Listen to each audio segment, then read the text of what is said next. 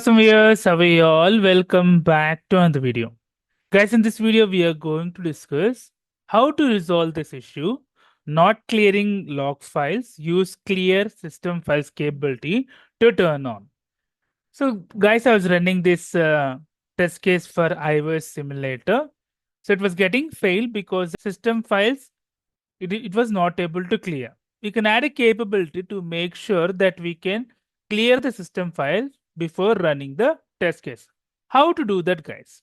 To do this, guys, you can use this capability, capabilities.set capability, clear system files to true.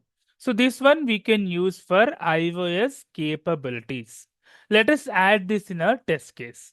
I have added this capability here, capabilities.set capability, clear system files, value equal to true.